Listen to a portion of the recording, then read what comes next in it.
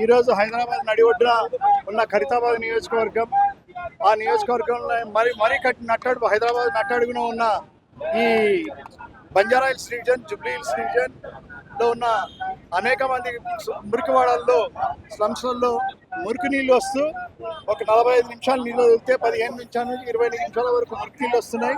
మిగతా నీళ్ళేమో మామూలుగా వచ్చినా అవి టైం సరిగ్గా వదలట్లేదు, టైం టు టైం వదలట్లేదు. ప్రజలు ఎంతో అన్యాయం జరుగుతున్నది. ఈ అన్యాయాన్ని ఎదుర్కోవడానికి ప్రజల్లో సొంతంగా వాళ్ళల్లో ఇక్కడ వచ్చిన ప్రజలందరూ సొంతంగా స్వచ్ఛందంగా వచ్చిన వాళ్ళు వీళ్ళందరూ కలిసి ఈ స్వచ్ఛందంగా వచ్చి ధర్నాలో పాల్గొన్నారు. కాబట్టి వీళ్ళు ఉద్యమం చేయాలన్న ఉద్దేశంతో బీఆర్ఎస్ పార్టీ ముందే మాకు ఆదేశాలు ఇచ్చింది.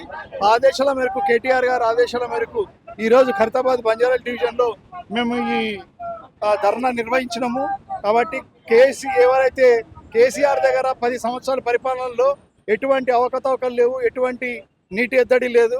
అటువంటి పరిపాలన చేసిన కేసీఆర్ గారు దిగిపోగానే ఒక 2 సంవత్సరాల్లోనే ఇంత నీటి ఎద్దడి రావడం, ఇంత ప్రాబ్లం రావడం అన్నది హాస్యాస్పదం. అంటే అసమర్థమైన పాలన. హైదరాబాద్ ప్రజలు ఏదైతే రేవంత్ రెడ్డి కళ్ళున్నాయో, కళ్ళు మూసుకుపోయినాయో ఆ కళ్ళను పీకి గోటిలాడుకునే రోజులు వస్తున్నాయి. అలాగే ఎప్పుడు రేవంత్ రెడ్డి మా నాయకులందరినీ మీ ప్యాంట్లో తొండలు వదులుతాను కదా, ఈరోజు నిజంగా నీకు తొండలు వదిలే పరిస్థితి హైదరాబాద్లో వచ్చింది. బీఆర్ఎస్ నాయకులు కానీ ప్రజలు కానీ ఎవరు ఊరుకోరు. నిన్ను నడి రోడ్డున నిన్ను గైరాయించి నీ ప్యాంట్లో తొండలు వదిలే పరిస్థితి వస్తుంది. అయ్యా రేవంత్ రెడ్డి, నువ్వు ఇది హాస్యాస్పదంగా తీసుకోకు. నువ్వు బాగా ఎంజాయ్ చేస్తున్నావు పదవిని.